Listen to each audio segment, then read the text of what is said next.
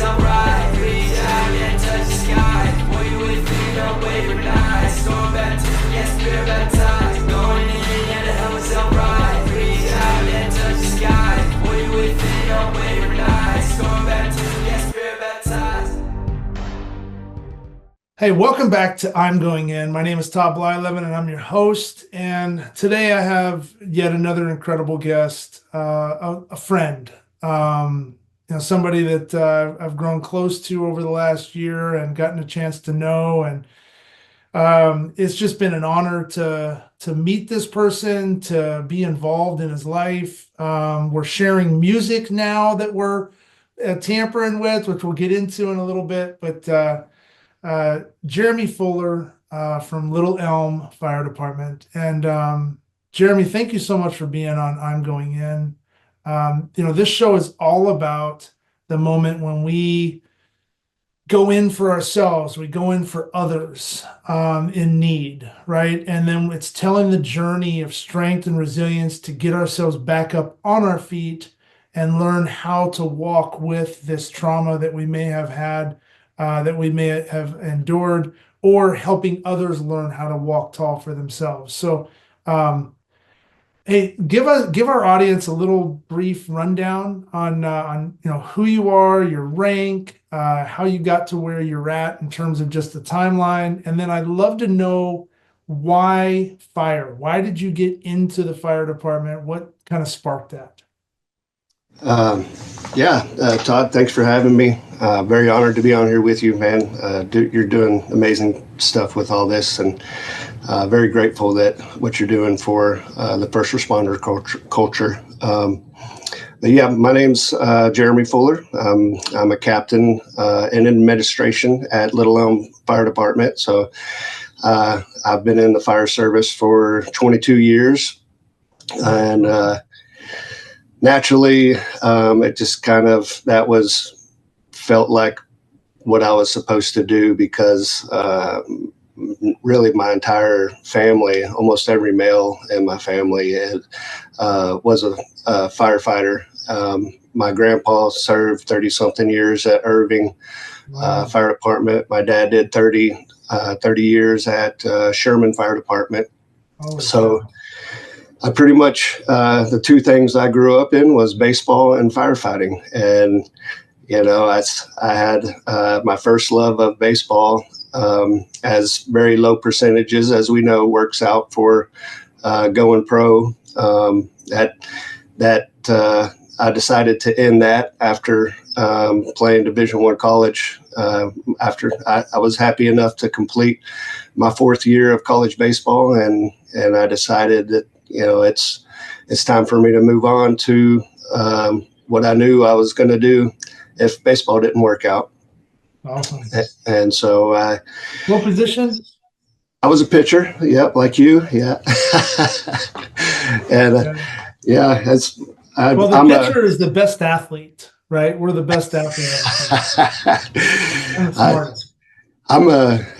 My dad taught me to play chess at an early age, and I think that's one thing that I really loved about pitching is all the little chess matches within the game, inside the game, and being in control of the game, and on the mound. And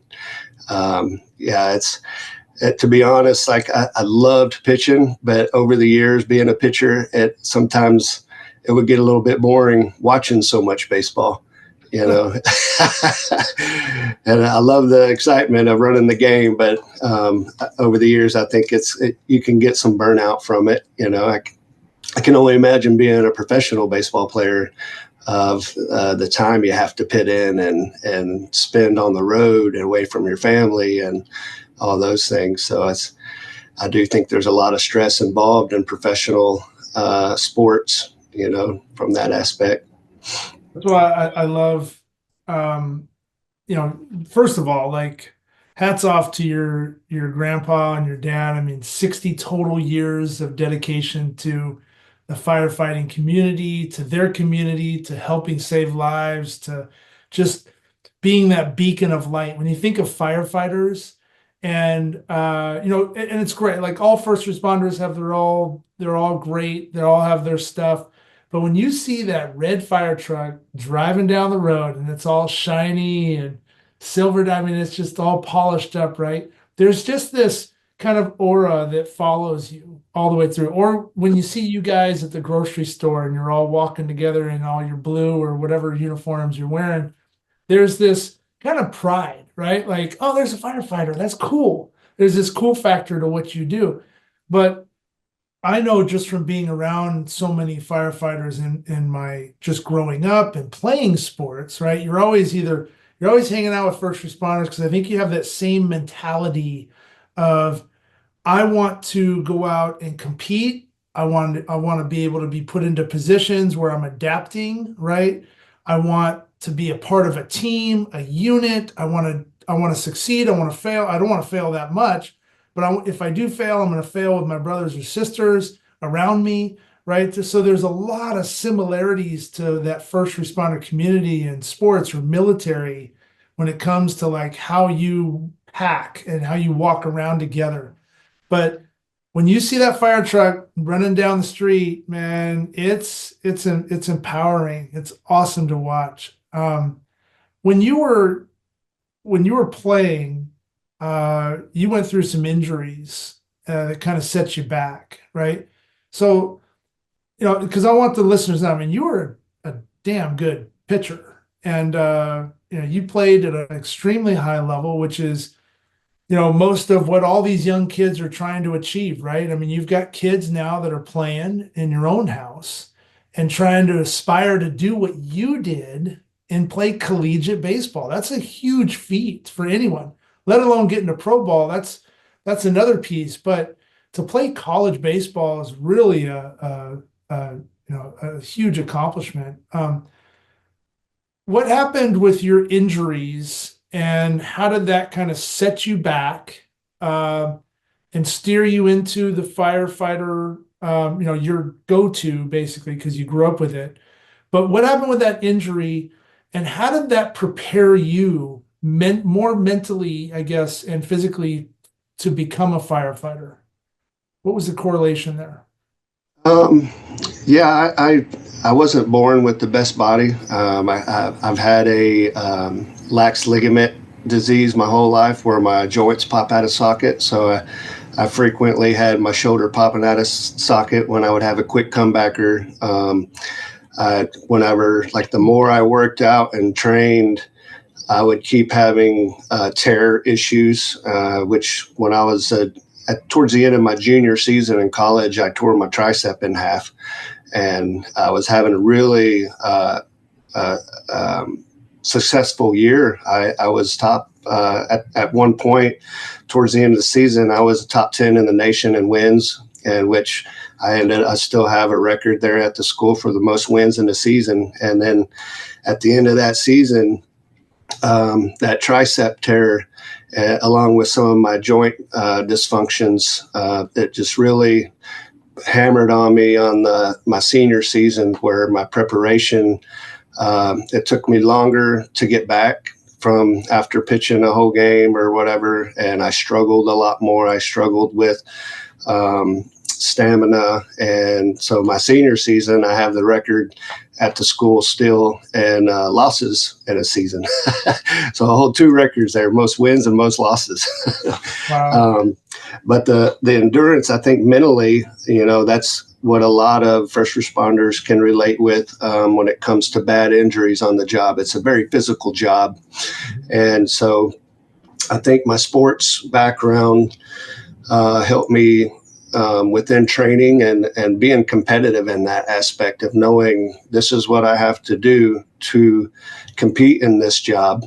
And so I had to train myself to a certain level to be able to do these things and be as best as I can be to where I could go into a fire and not have my guys worry that I'm going to get hurt and they're going to have to take me out or carry me out or put them in any danger, So the training level, it became, it opened up a whole new world for me of the seriousness of staying in shape and being in the best shape I could be for my citizens as well. So there's so many parts to that. Even on the mental health side of, I deal with first responders now that that get hurt and then they come into light duty, which I have 2 of them right now that I'm over here in the offices, and they're in rehab trying to get back on duty. And you could see the deflation, and they're deflated, man. They're burnt, they're down. It's hard to not get depressed on not doing what you love to do and be out in the community serving and being hands-on, and that first person that shows up to be able to put your hands on somebody and help them and truly in some of their worst moments, to go from several months of rehab and sitting in the office pushing papers. Yeah. And so there is a huge mental aspect to being ready for that, and knowing that you'll be back. You just got to work hard and train through it and keep your head right. So I do deal with guys on that. I think there's so much to talk about in that area on how I think the sports world and injuries it can compare to first responders and going through injuries as well. Yeah, you're so right. I mean, first of all, you chose a position, so you must have not. You were probably not a very good hitter, because you chose. Well, I wasn't either. I say I was. I mean, in my own mind, I was. Backyard wiffle ball, I was amazing. I can hit the ball a long way. Just don't throw anything spinning at me because I'm swinging and I'm missing. But you chose a position, though. When you really look at the physicality of what all those 9 players on that field are going through pitch by pitch, you chose the position to throw the ball every pitch, to have the most rigorous torque and everything else on your body, the force landing. When you bring that left leg up and you slam it down from a right-hander's perspective, and you're rotating as fast as you can, trying to throw with an arm behind you, trying to accelerate to get it out in front, throwing a ball as fast as you can, and then the recoil and the whip and the follow through and everything else, right? The deceleration, all these things I talk about all the time on the sports side. It's the toughest position. Catchers are tough. Don't get me wrong. Like sitting back there and taking all that abuse and stuff. But to pitch, and then you add in what you had, or have, right? This disability of sorts, where your bones and you literally ripped your tricep in half and then came back. So you have fought through resilience probably your whole life, just trying to be the best you can be. God gave you the talent to play at the high level. Your body kept trying to get you to walk away, and in essence, you kept going in every time. You didn't back down. You persevered through all of your challenges, that's what I think sports allows us to do, right? It gives us these choices along our path to decide, is this too much for me at this time with my coping skills, where I'm at, who I am today? Can I persevere through this? Or is my safe bet, which isn't a bad thing, to take a step off the track a little bit and try to figure out what I can do in this moment in my life, right? To make sure I'm mentally sane. I think we get in trouble when we push through things that are not attainable, and mentally we don't have the coping skills to get through those things, which I think brings on the depression and the sadness and the overwhelming feeling of I'm not good enough, I'm never going to be able to achieve this. So now you fast forward to what you were talking about in the firefighting community. I mean, you guys are literally running upstairs, training, carrying those big old hoses and people and all these things. I mean, it's nonstop physically. So to the 2 guys or 2 firefighters that you're working with, you kind of almost have to do this coping skills test to see what's your resilience like? What have you persevered through in your life? Were you an athlete? Did you overcome challenges? What were those mentally?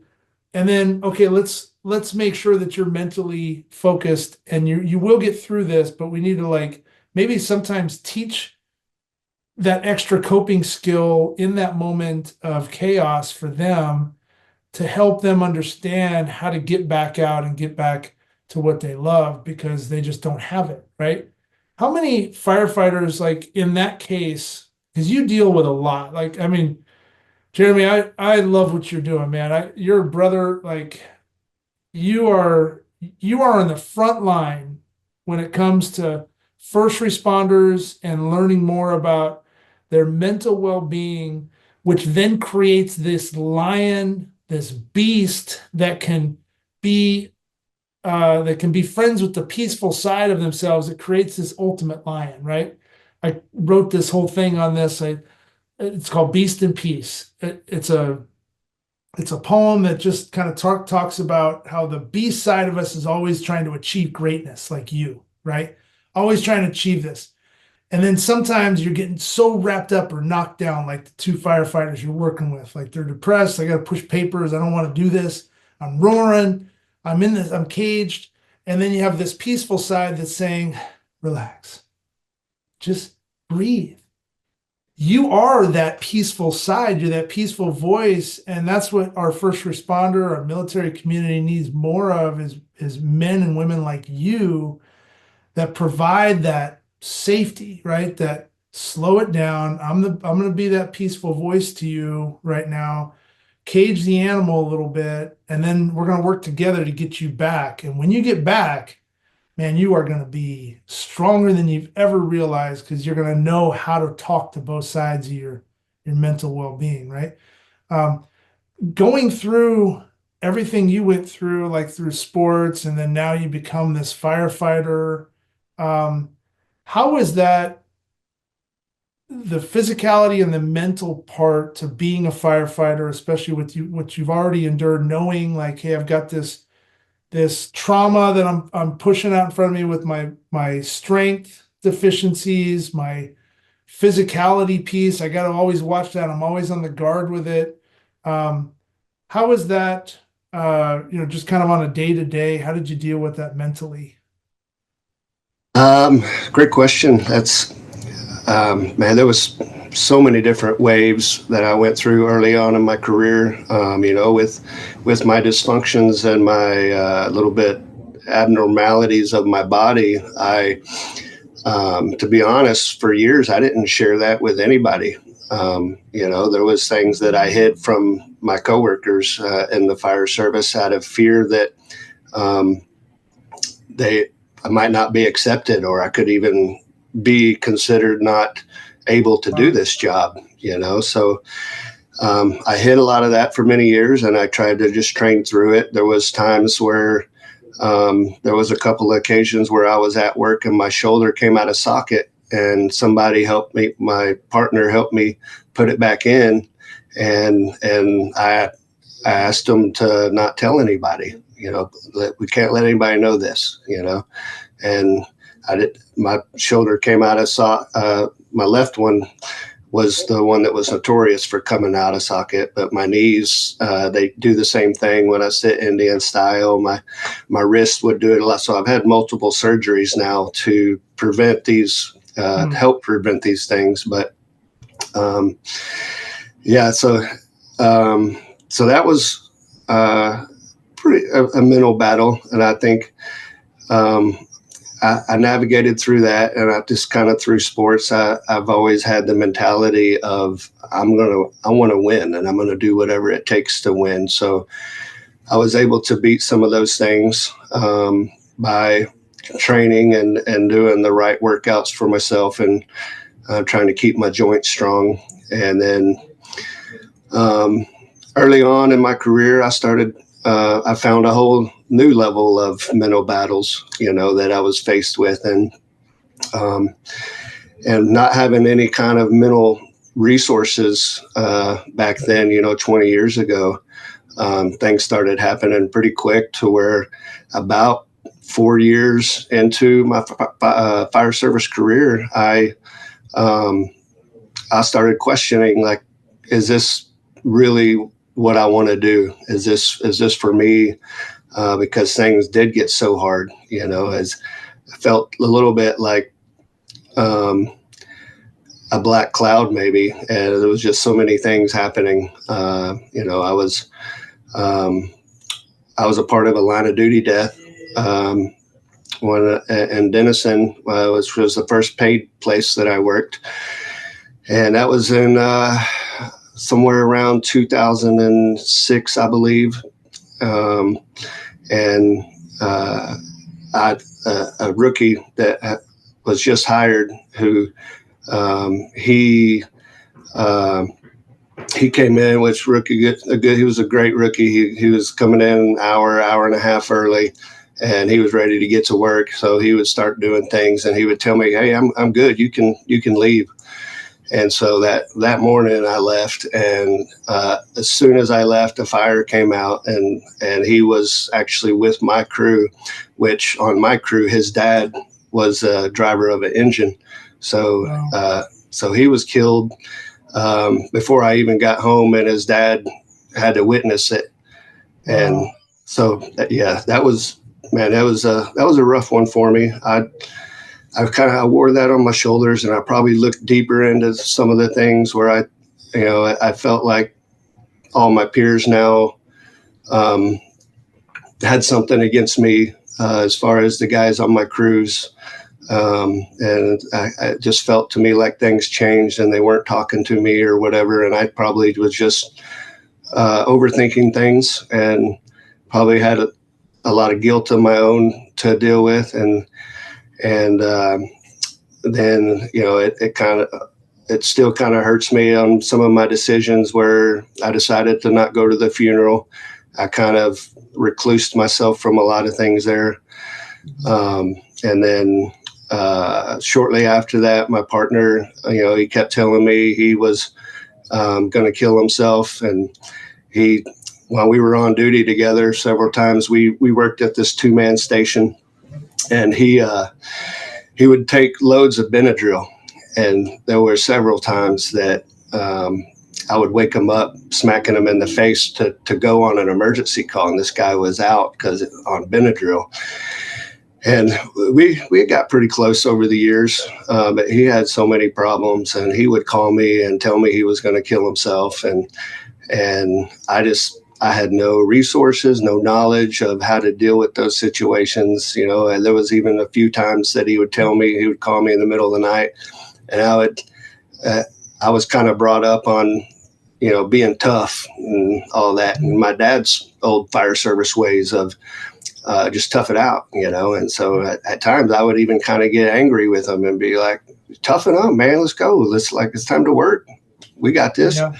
And so he finally killed himself from taking too many pills. And so that was a rough one for me. I think, for many years thinking I should have done something different. So that, and then one of my captains died shortly after that from a brain tumor, where he just started talking weird at work one day, and then a month later he was dead.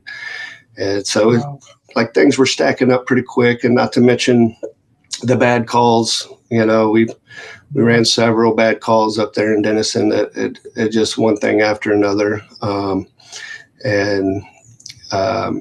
So I came, probably the thing that saved my career was I volunteered in Little Elm before we basically had any paid firefighters when we were that small.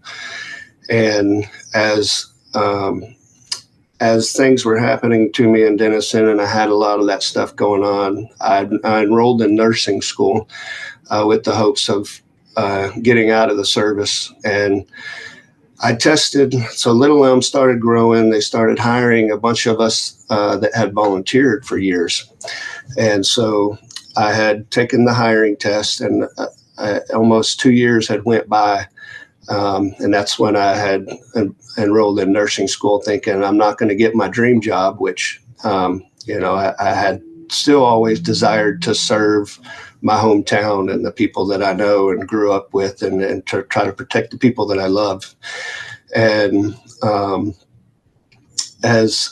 never forget where I was in the front yard when the director of public safety now, Chief Florentino, he called me and he said, "Hey, you want a job?" And I was just shocked because it had been like 2 years after taking the hiring test. And so I was like, "Hell yeah, man. Tell me where to be." And that saved my career and kind of rejuvenated me. I got brought into a place at the time that was kind of up and coming. It seemed like there was a lot more structure at the time within how the department was doing things. And we were, it was down here closer to the Metroplex where things were a little bit on pace with technology and everything that was going on. So I fell in love with the job pretty much all over again. But what I brought with me was kind of all those battles and pains that I had dealt with. And so what I started doing was trying to build a program here and try to help out in some way for what I knew these guys were going to go through. This was a younger department that was just starting and just up and coming, and a lot of young individuals. So, I mean, even after only being 5 years paid at a very busy department that went through a lot, I knew I was considered seasoned here, and so I just wanted to help and help others and try to help them not go through some of the things that I was going through. And I still went through a roller coaster of things even then. I think there was a lot of lessons I learned was helping others is therapeutic, but it's not therapy, So it took me a long time to learn that lesson. The survivor symbol means so much to me as a mass shooting survivor. I wear my survivor phoenix with pride, representing strength and resilience. It reminds us that even when we feel knocked down, we're not alone. Together, we can rise stronger. A portion of the profits will support other survivors needing help. Get yours today at toddbly11.com. Man, Jeremy, holy cow. First, you just shed light on pretty much everything that firefighters, our first responders, our combat veterans, people that go out and serve others and put their life on the line for somebody in a very tragic situation go through, right? And you've seen, unfortunately, that death. You've heard the screams, you've heard the horribleness of that, what that job it creates. It's what you're supposed to be in. You're supposed to live in that chaos, to be the angels that come in, the guiding light to help pull people out of chaos. And we forget a lot of how you, as a first responder, diving into the chaos and being the heroes that you all are in that given moment, we forget that the aftermath and what it does to you. And for you, we're raised in that same kind of timeline. Get over it. It's a no blood, no foul mentality. The sun's going to come up tomorrow. You're not the only one that deals with this, right? And so all these different things that you go on through your head that you've been raised on, which that's how they were raised. My dad's a tough man, but he has a very soft side to him, right? And it's taken a long time for him to kind of let that out because he was in that beast mode for so long.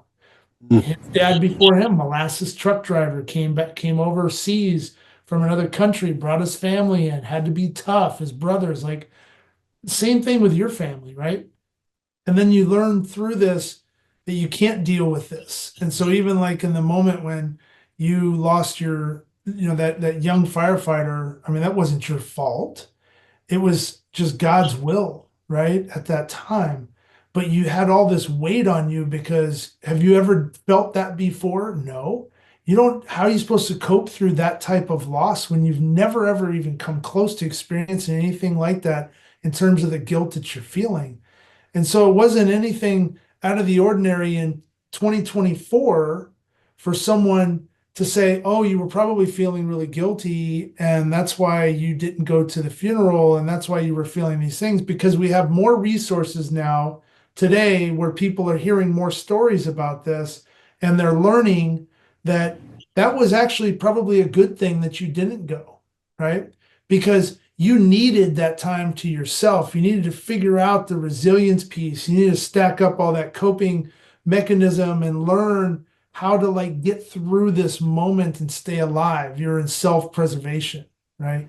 And then the other piece too, like that all the different the loss of your captain and then the friend saying, hey, I want to kill myself. Like, what are you supposed to do? You can't handcuff yourself to them and sleep with them. You can only try to be a guiding friend, and that's what you were, so you tried to be that light for him, and unfortunately it was just too much on him. And now, like, I think the most glorious part to all of this in this story is that you were wanting to give up on your dream, not because you didn't love it, but I think we were talking about it before, like you're at this choice moment, and like you don't have the coping skills, and you already lost a friend. You've already seen what that type of level of stress can do. You didn't want to do that to yourself. You didn't want to be in a position where you're not being the Jeremy Fuller that everybody loves, right? So you took a left-hand turn to try to go into a field that you thought, I'm still going to love, I'm still going to be able to serve, I'm going to be able to help people, but I can't go right. And then all of a sudden, this moment happens at the right time in the right time in your life when they say you got a job in a new environment, right? I mean, I have a hard time going back to Las Vegas. That's my moment of terror, right? For me, that's my trigger stuff. Not that I've been back twice now, both work related, or well, one was a remembrance, the other one was work. I still have a hard time, like, I bet if I went today, I'd have a hard time kind of going down on the south side of the strip, right? By myself, anyways.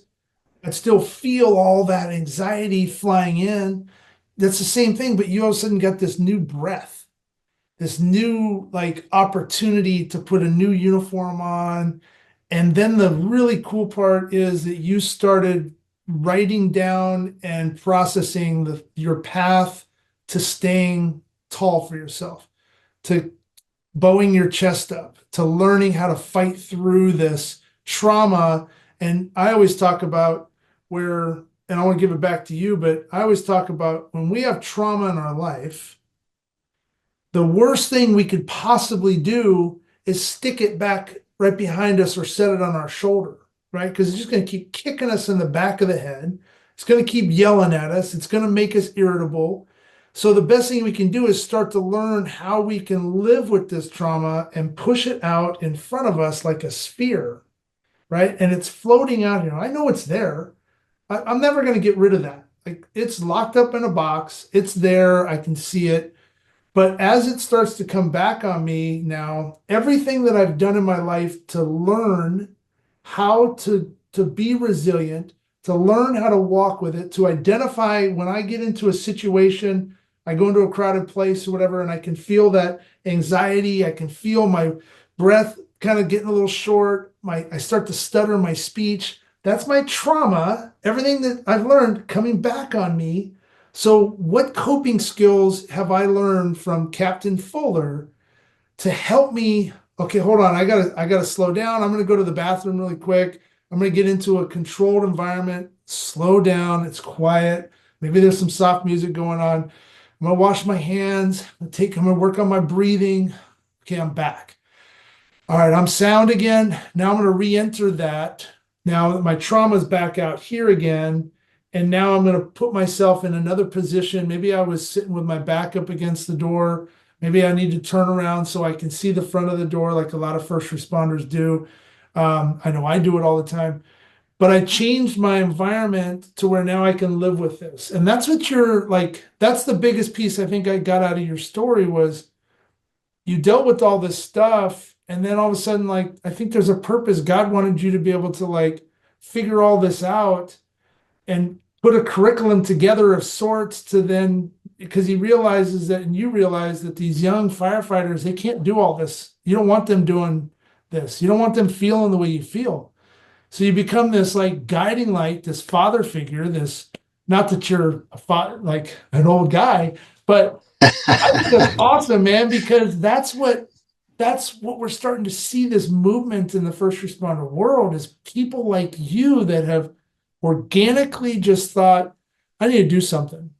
And you did it. And so I'm so honored to just know you and to call you a friend. And man, it's so cool. So like, talk to us about now, where you're at with things and what you're currently doing at Little Elm Fire Department, and how that's transcending into like other fire departments in the state of Texas and maybe nationally.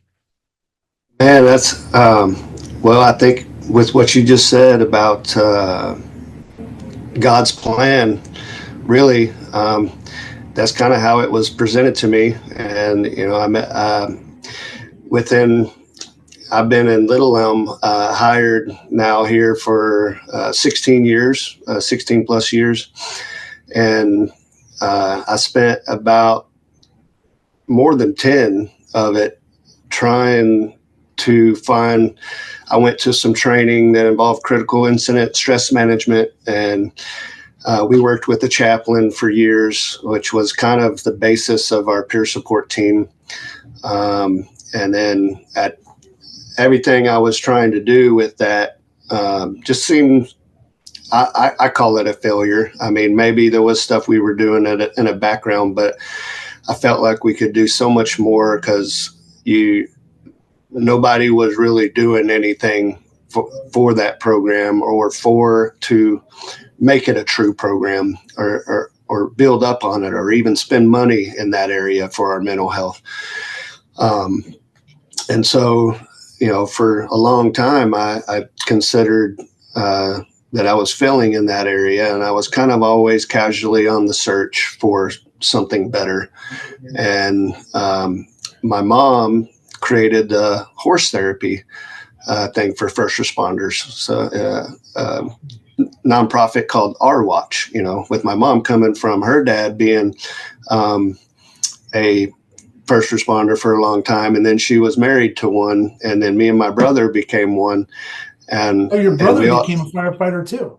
He worked for 10 years in Frisco. Wow. And we all live on the same block there on the lake over here in Little Elm. And so she's well aware of the things that we've gone through, and the way we act, and the way we do certain things, and how we cope and whatnot. And so she loves horses, and she saw the need to create this thing. And it's a pretty awesome deal. She asked me to be on the board with it, as she saw that I had a passion in doing something for that kind of stuff for our people. And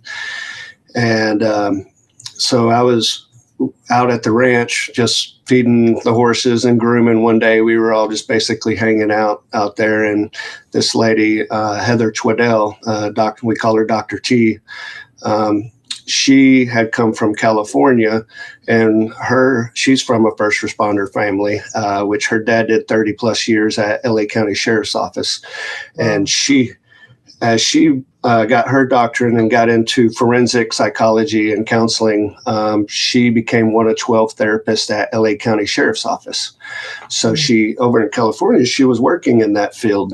And they being a larger department, and LA County as a place that has gone through a lot of things, they were a little bit ahead of the game of having something set up for their people. So she came after her dad retired. Her mom was a nurse. Her brother was a police officer. The entire family uprooted and decided to come to Texas. And her brother got a job at McKinney Police, and her mom retired from nursing. And Dr. T just started doing counseling in the civilian population just to get her feet on the ground with a job here in Texas. And then she caught wind of our watch, and she started volunteering for the program. So she's out there at the ranch. We're just all mingling and chatting, and I could tell that she was talking about things differently, and it got my curiosity. And this is where I think the plan, God's plan, somehow linked her and I together. And I always call her our angel, because she just popped in out of the blue, and I noticed that she was talking different about things. And I asked if we could meet and talk about what we were, some visions I had for our department of something different. And so we started meeting regularly for lunch and going over a plan. And she kind of listened to some of my stories and my visions and ambitions, and her geniusness just started flowing with putting a plan together of what a first responder program needs to look like, which was she definitely ahead of her time with what she came up with, this comprehensive approach to with mental and physical well-being being intertwined, and then also involving our spouses. So, that's one thing. As I started listening to some of the things she was saying, I knew it was different. I knew the guys would listen to this. It was, she talked a lot about the science of the body and what stress does to us and everything. And so what I saw quickly is that I tried to go home and communicate some of that stuff to my wife of what I was hearing. And then I was like, okay, there's the problem, is we're not very good at communication and communicating these messages in our homes. So we quickly saw the need that this program needed to be family wide and involve the families in the therapy, the workshops, the classes. And so she, within that process, she ended up helping write our proposal to council. And so our police department started catching wind of what we were fixing to do, and they asked to jump on board. We had a line of duty in 2017 that involved one of our police officers in a shooting out in the street. And so we had that to our side because that affected our whole town, and everybody knew what we were all going through with that loss of a 20-year officer that we all love dearly.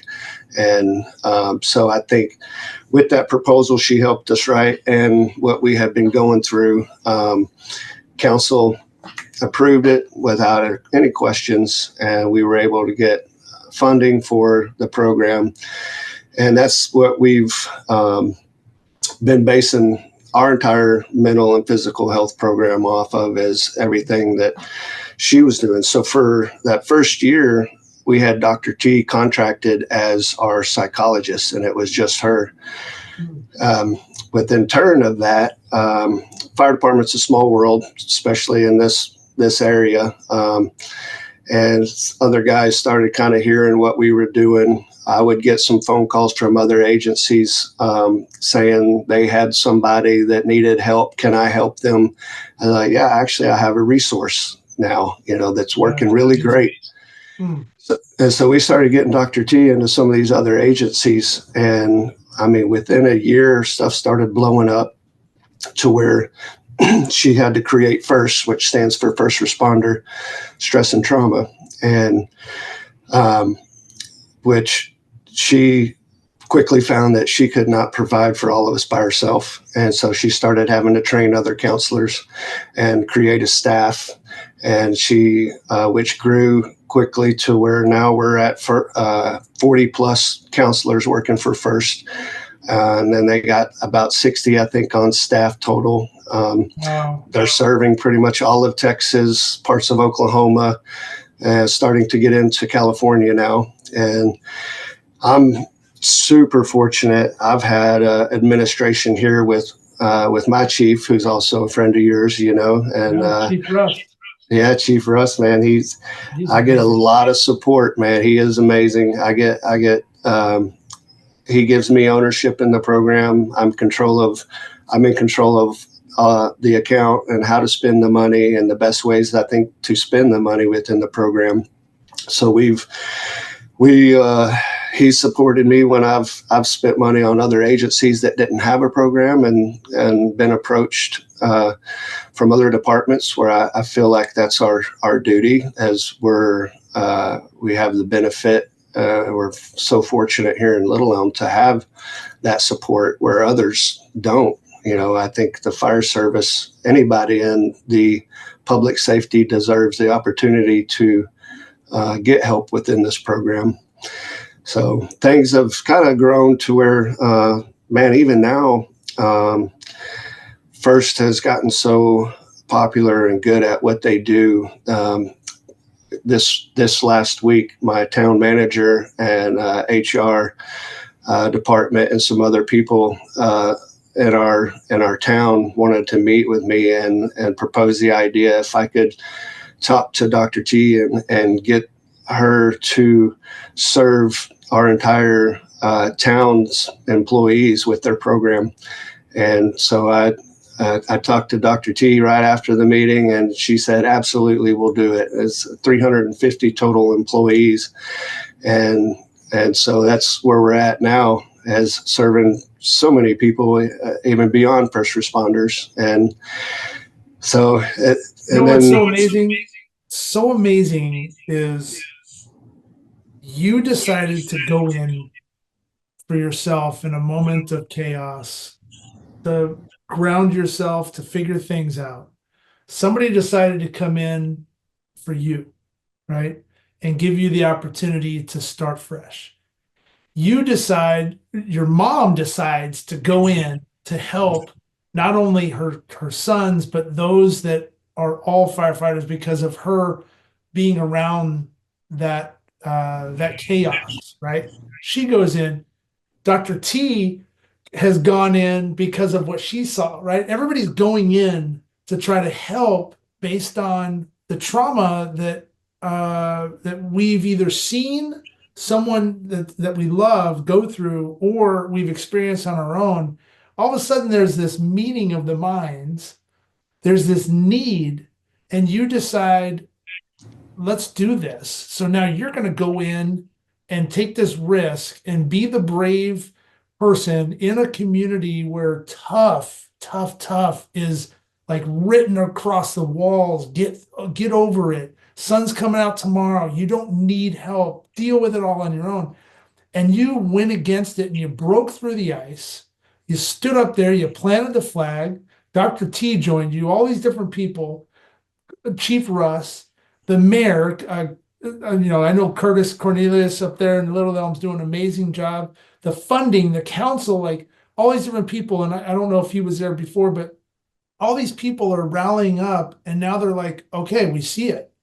We didn't see the light before, right? We didn't see the flag planted in the ground saying, man, I need help. Let's go. Then it overflows into other agencies because they're like, hey, wait a second. Like, these guys do what we do. They're getting help. Why aren't we getting help? I need help. And now you just created this whole thing, and now you got a whole city wanting to get on this, and it's just overflowing, man. Such a Cinderella story. It's so cool. It's, Such a cool story. I think it's pretty cool. Yeah. I'm pretty proud of all of it, man. And really of my people for accepting it. Like, along with Chief Russ and what he does, and our assistant chief, Chief Porter, them two together have helped to breed an amazing culture like no other. I've never seen an overall culture like we have here at Little Elm. And, the mental health program and Dr. T's help and all that has helped to turn that to where we have a large group of healthy individuals that are taking care of themselves and using the program. And I spend I spend the budget down every year down to zero, and sometimes have to ask for more money because everybody's using it, and so I'm definitely proud of our individuals for accepting the culture, and buying in on this with me. And I mean, even it's spreading so fast. I think it's even, Dr. T's gotten so popular that she's now the sports psychologist for the Dallas Cowboys. That's amazing. Yeah. And so, I mean, she's just an angel within everything that she does. She's very good at it, and she's passionate. It's obvious that she cares. Her whole family is involved in the program. She's created a family out of the whole deal. Just this last Friday, we did a R Watch workshop with the horses with the entire first team, and so we had all the counselors and everybody out with the horses, and kind of focused on their health.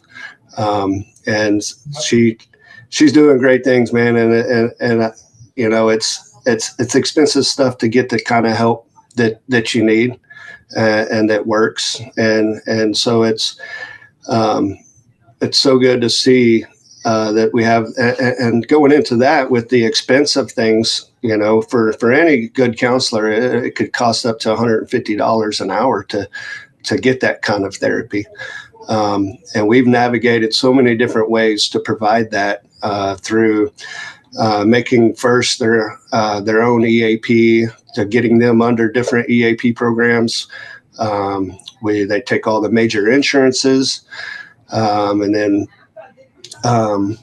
the programs out there that have donated to FIRST to help with the children's advocacy, and Assist the Officer donates. It's a foundation that's mainly Dallas PD guys. They donate tons of money. And so there's all these ways now. And, Dr. T created a side nonprofit for FIRST called FIRST Foundation.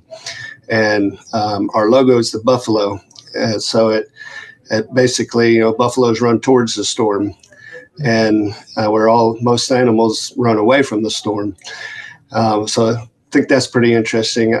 She's asked me to be on the board for that. What we're responsible for is trying to do different charities and things, seek out donations to raise money for the groups that can't pay for those kinds of services, and help out other agencies as well. So that's amazing. I mean, I know as you're talking,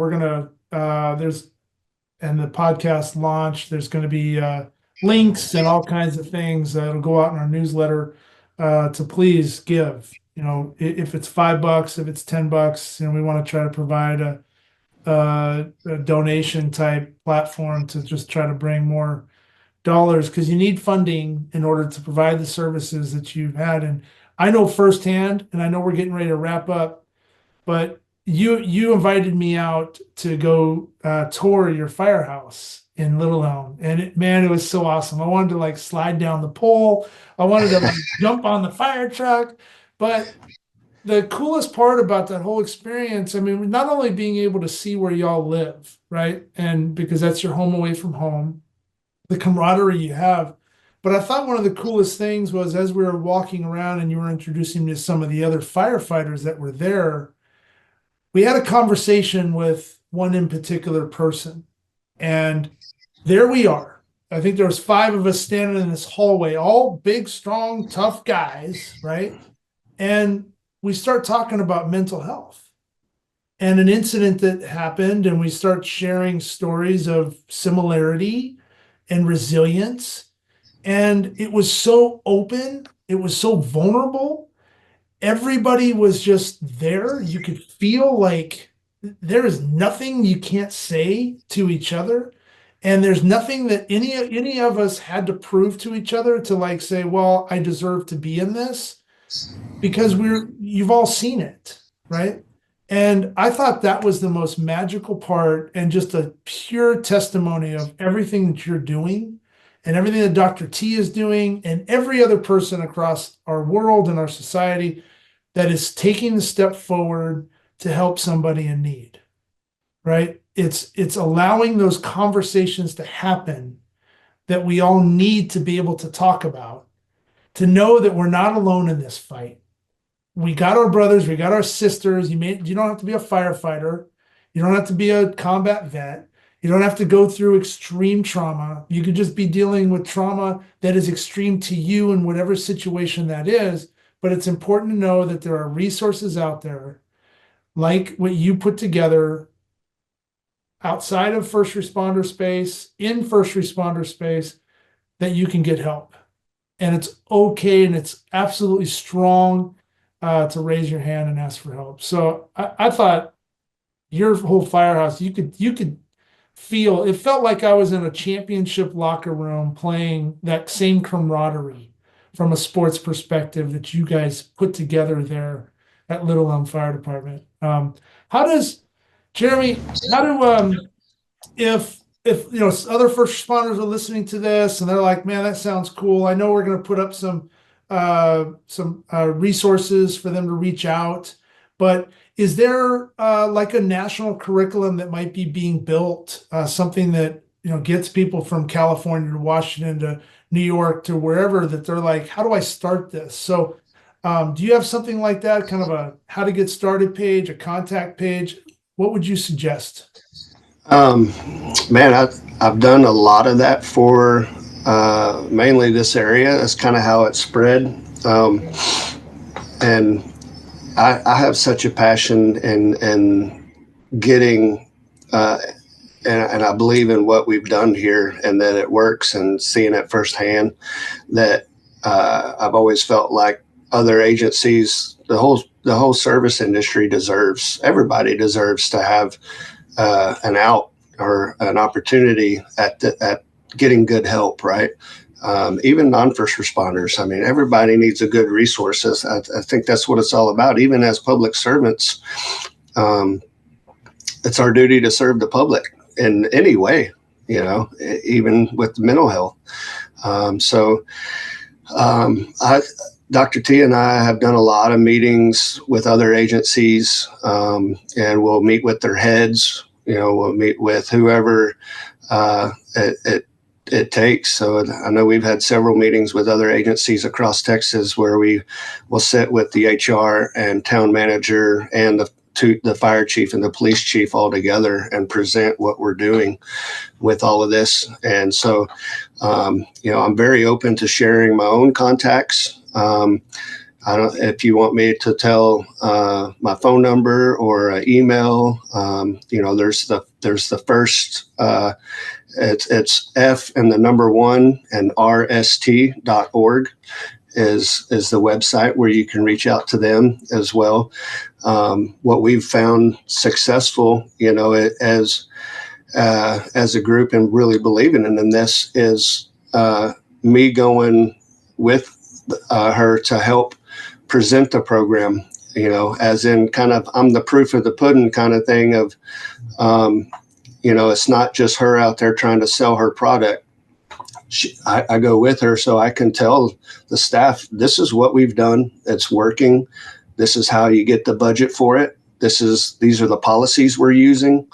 It's a non-punitive program, and so the other agencies out there that are interested, they don't have to reinvent the wheel. It's all right here. We've done it successfully, because there's so many different stigmas that's hard for other agencies to start stuff like this, as far as, and that's a lot what we do education wise in the conference is I speak on a panel that we talk about different barriers. What's all the barriers that departments face when they're trying to do stuff like this for their people. And it's getting the buy-in from the old salty dogs. It's getting the funding for it. It's getting their bosses to believe in this is how we need to do it. What does the policies need to say? And getting past that whole stigma of I can't say anything because I'm going to get fired. And what does all this look like? What if they know that I'm not okay right now? So it's all very doable, and I love trying to kind of consider that, that old chess match challenge that we talked about. I like winning, and that's a win to me if I can go and speak to another agency and they can get what we have that I know works for them. Well, it's like you said, it's trying to figure out how we can get people to be just whole again. And if you're an athlete, which you were or are, I don't think we ever really stopped being an athlete. But when you were injured, you went through rehab. On that junior year, when you tore that tricep in half, you went through rehab to try to get yourself back to play again at a level where you're happy and you can compete and you're strong and you're having fun, right? You go through all that. You go through the challenge, the rigorous training, all that. When we're hurt on the inside, we need to go through rehab too.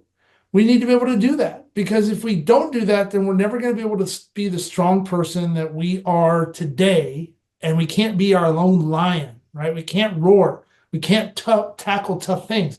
We want our first responders to be lions that know the piece, that you're already out there serving. We already know the lion's a good lion, right?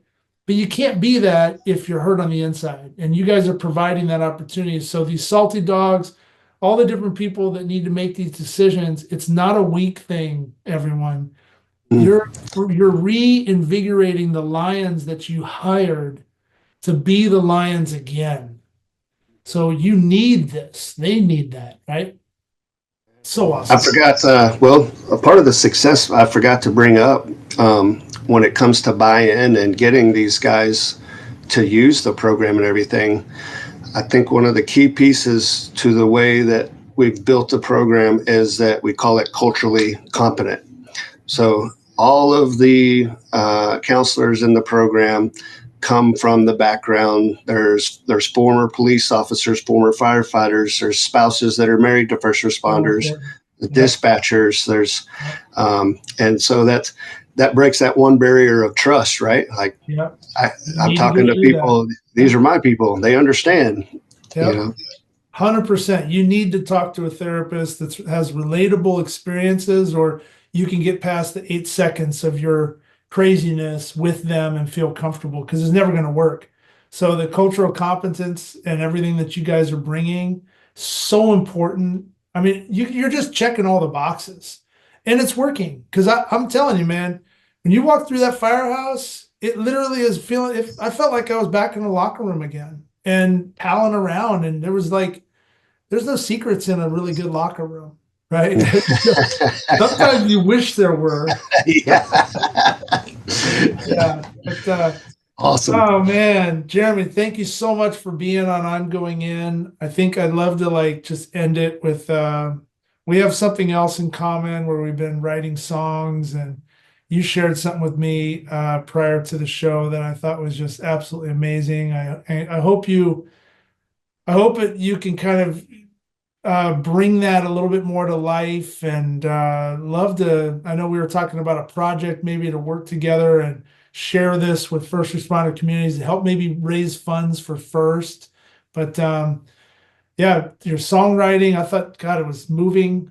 I know you said a lot of people don't know that about you, but they should, because it was ultra creative. So thank you for sharing that with me. Thanks for listening.